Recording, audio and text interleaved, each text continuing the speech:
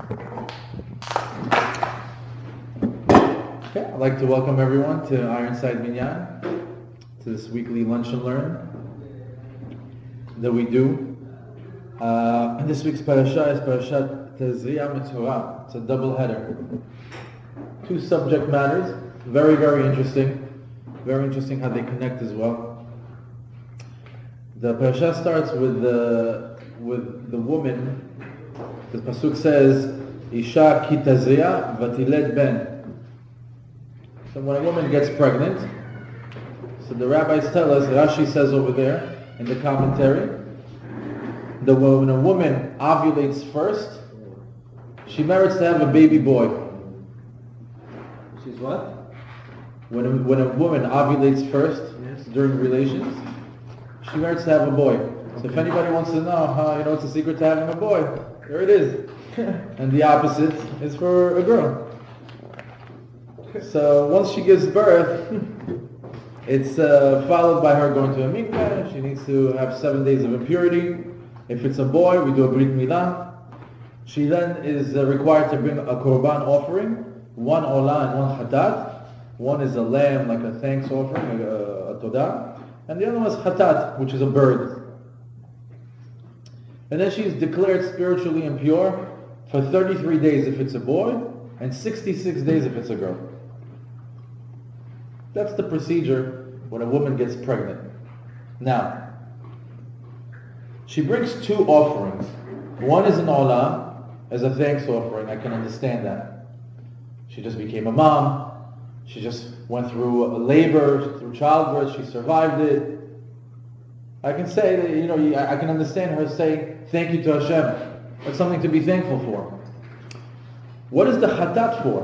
What is the sin offering for? What sin did she do?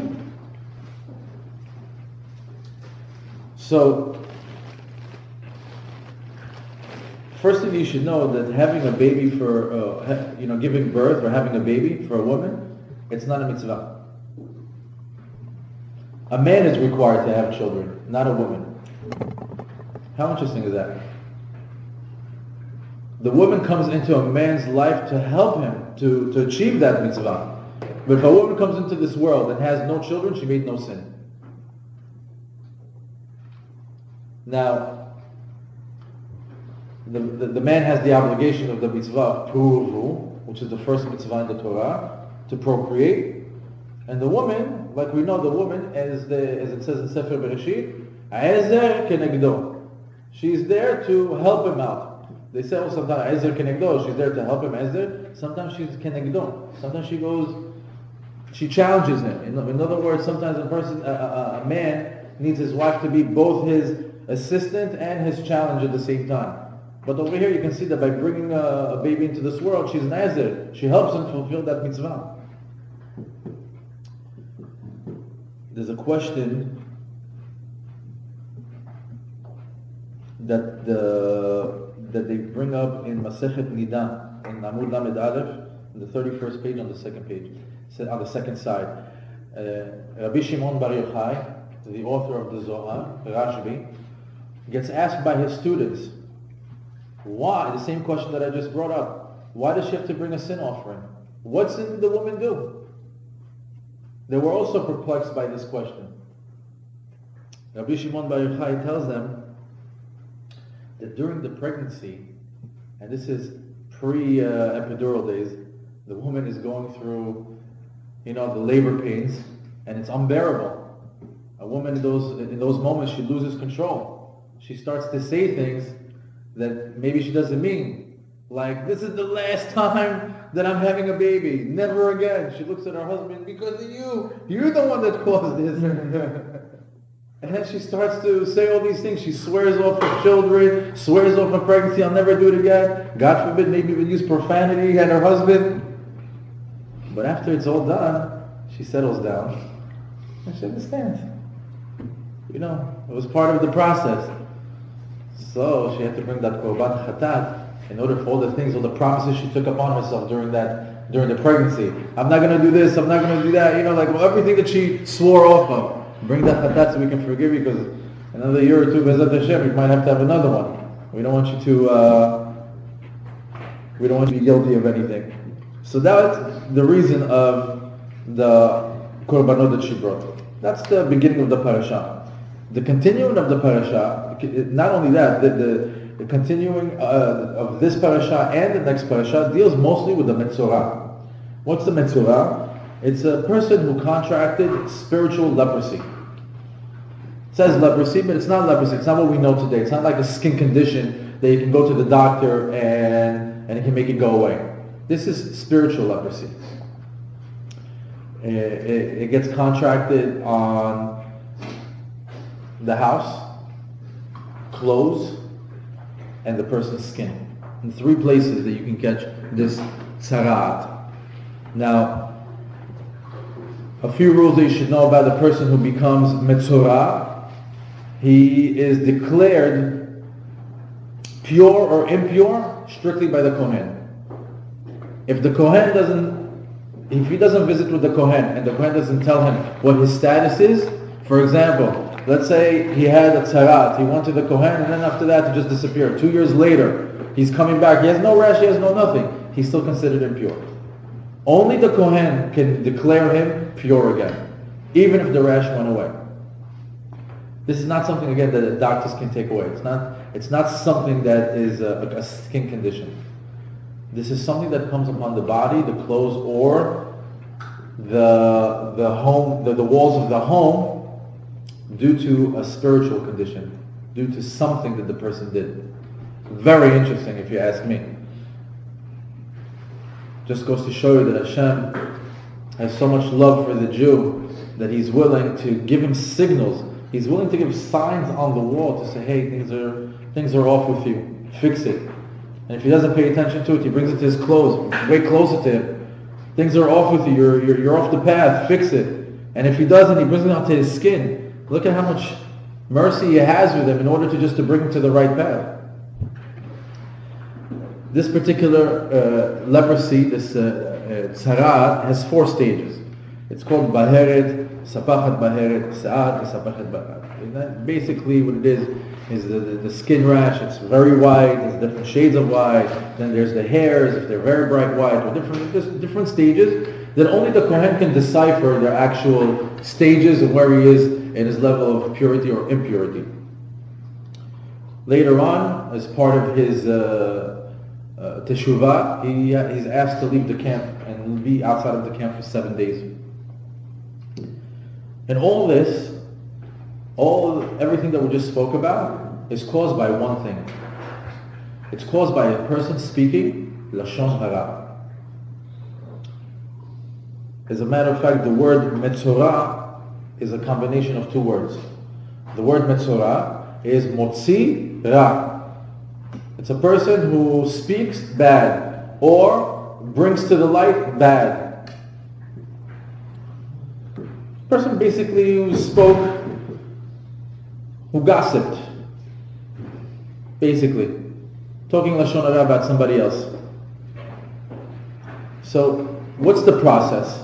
What's the process of gossiping, of having evil speech, of talking about another human being, or another Jew? Basically, when you are speaking about somebody else, you're isolating him. When you're saying Lashon Haraa about somebody, you're isolating him. And it's causing other people that are listening to this Lashon Haraa to think or act towards this person in a different way. So now you're isolating that person. For example, you're saying, you're giving over a piece of information that now this person needs to be excluded from the group, excluded from the community, excluded from the neighborhood, from the clique, from whatever it is. All of a sudden, that piece of information has put him almost like in a bubble, and now he's an outsider. In return, what is the punishment of that person that has, or not the punishment, the way back of the person that speaks Lashon Haraa? He himself, midah keneged midah, measure for measure, he is asked to go outside of the camp and be on his own for 7 days. Now let's be that guy for a minute. There he is, he's by himself. You have to understand, they're all in the desert. They're all in groups, they're all in tribes, the Ohel Moed, everything is over there, and all of a sudden he's right there on the outside by himself. No one to talk to, no one to be with. It's just him and his thoughts. What did I do? How did I get here? Give him a lot of time to reflect on what he said. Now, what hardships does he come across? This Metzora, this man that's afflicted with leprosy, besides having this infectious disease of the tzaraat, and besides being an outcast, Rashi says he also gets a special haircut. He gets a special haircut, so when he's walking through the streets, they see him, there's that guy. There's that guy. It's very embarrassing. It's very embarrassing for him to have that, to have that look. It's obvious. It's obvious that you're that guy that speaks Lashon Haraa. So there's a lot of embarrassment that comes along with it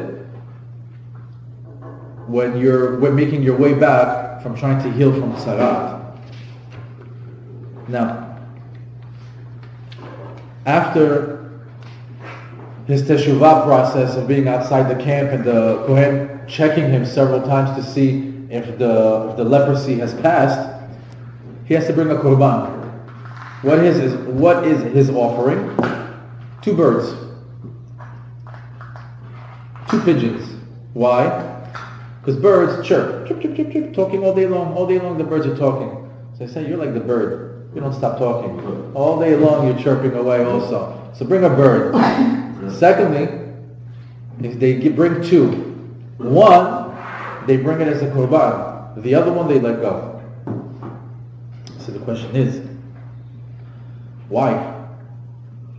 1, we understand it's for the chet. He made a sin. The offering is a reprimand for it. A repair for it. So we are. So that's what should clear him up. But letting it go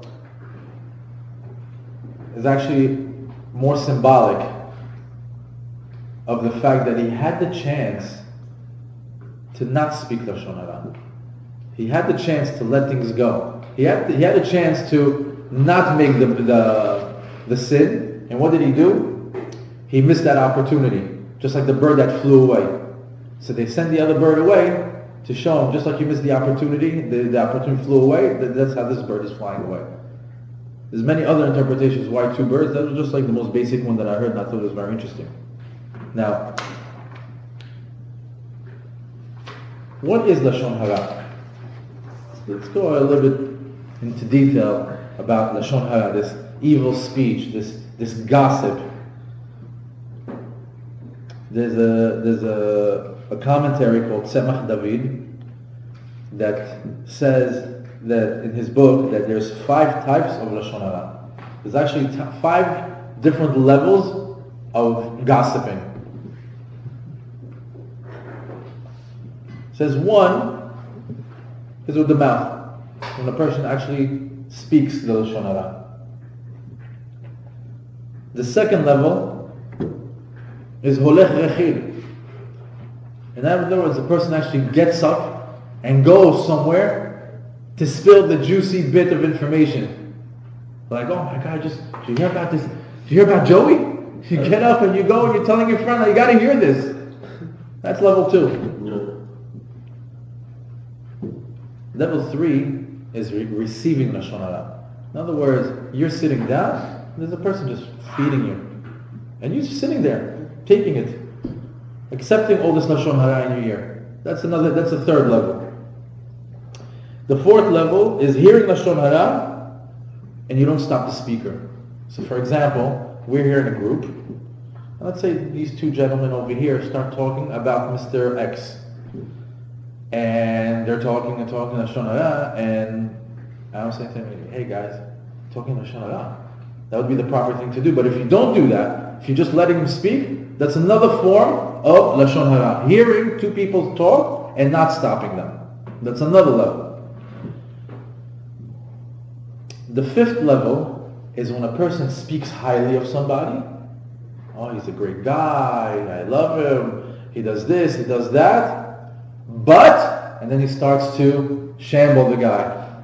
But I heard this and this about him and I'm not sure. And whatever he's saying about the guy might hurt his chances for zivug, maybe for getting married, for parnasah, for his livelihood. Even though you say, oh, he's a great guy, but that whole but, you don't know what worlds it's ruining for that individual. That's that 5th level. As a matter of fact, the concept of Metzora, the concept of spiritual leprosy is mentioned 5 times in the Torah. Why? Because of the 5 different types of Lashon Haraa that can be made, like we just listed them over here.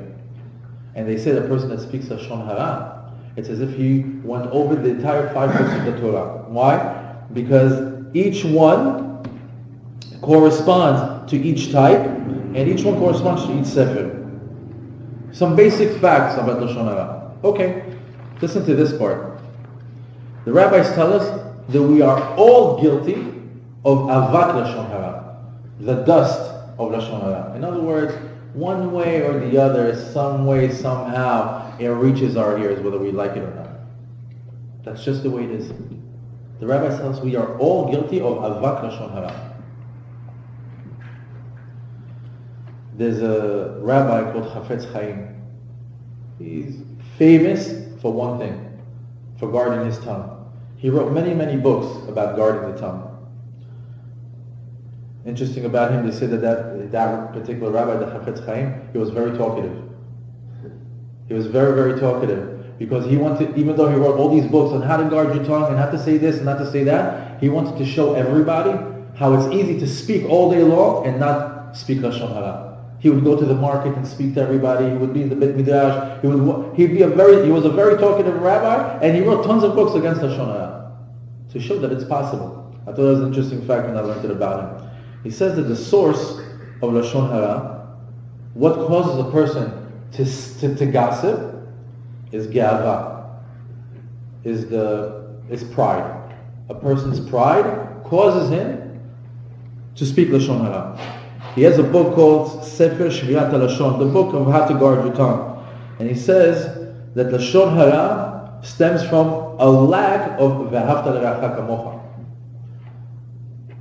He says not having camaraderie, not caring for one another, is another reason why people speak Lashon Haraa.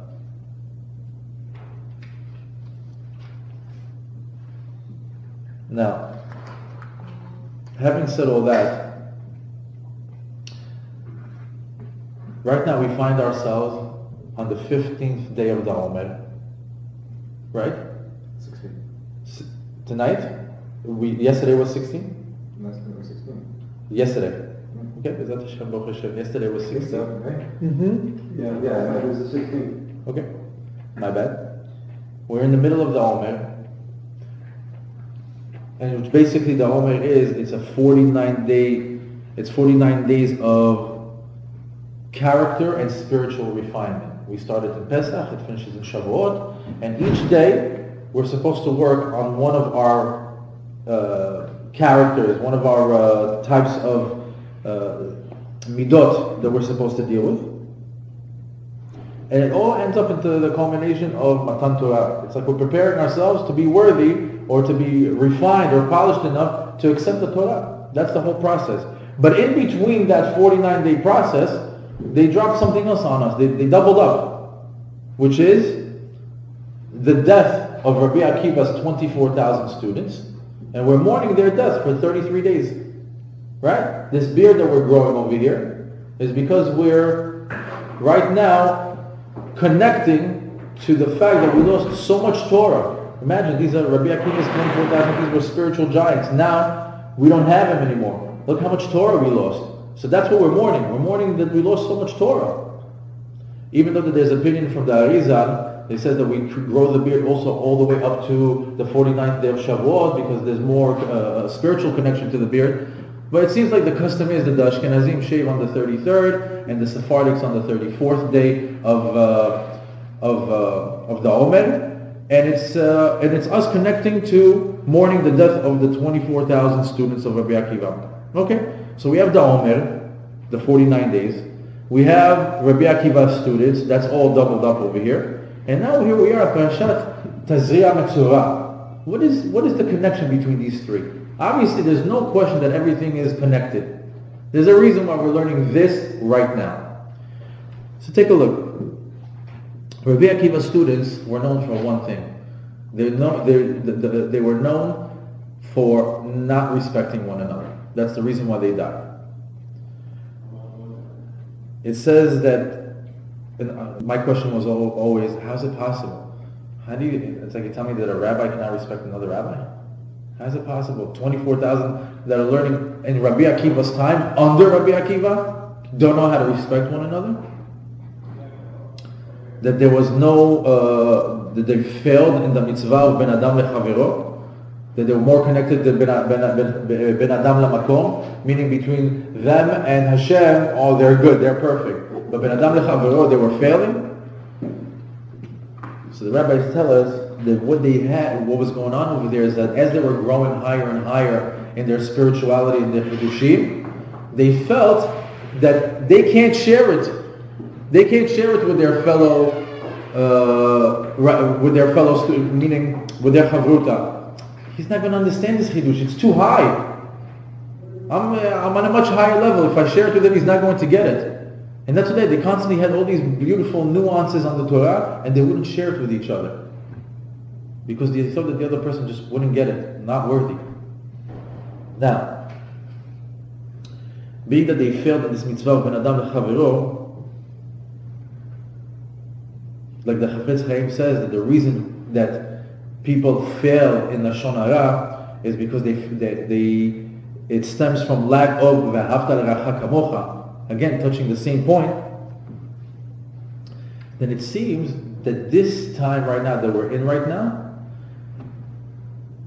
is the time to work on ourselves with relationships with one another. There's no question.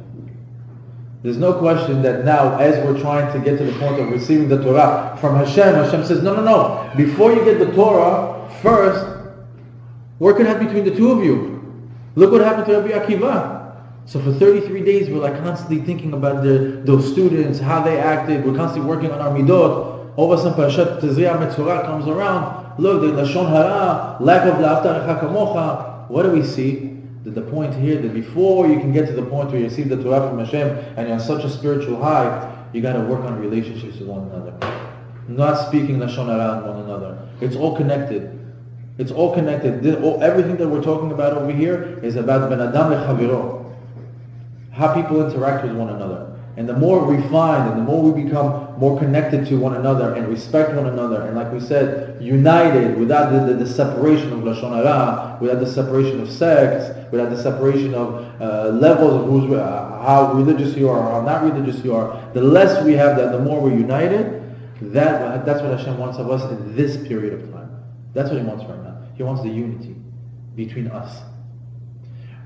And that's why the Omer, Rabbi Akiva's students happened on this time. It could have happened on any other time. He said, no. Spiritual refinement now before Matan Torah. Learn about the Metzora that talks Lashon Haraa now before Matan Torah. It's all connected.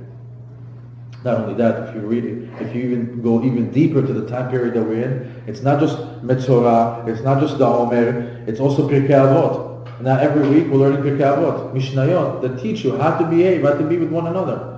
Like rabbis took like these nuggets, these unbelievable spiritual nuggets, and they're like, learn this every week, learn this, prepare yourself. Shavuot is a very, very high holiday. I mean, if you prepare yourself for it, Shavuot it's the main event. It's the accepting of the Torah. Imagine you work on yourself, on your midot, and then you come to Shavuot, say, you know what, I'm refined, I'm polished, I'm better than what I was 49 days ago. I'm ready to receive the Torah. It's a different feeling, and this is the time to work on it. Ben adam lechavero, v'ahavta l'recha kamocha, not to speak Lashon Haraa, and to get connected to the energy that's available to us now. Interesting fact, who was the first Metzora in history? Who was the first one to contract leprosy, spiritual leprosy? It was the snake. The snake spoke Lashon Haraa. It was the first one to speak Lashon Haraa. Spoke Lashon Haraa against Hashem and against Adam Rishon. Right? And you know what happened? He got a split tongue. You know why? He doesn't speak the truth. He lies. So his tongue is split.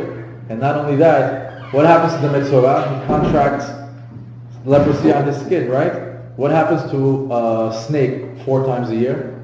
Sheds its skin. To remind you, you're a Metzora. You're a Metzora all year round, a Metzora. The snake. Bezat Hashem, we have a great rest of the week and a Shabbat Shalom.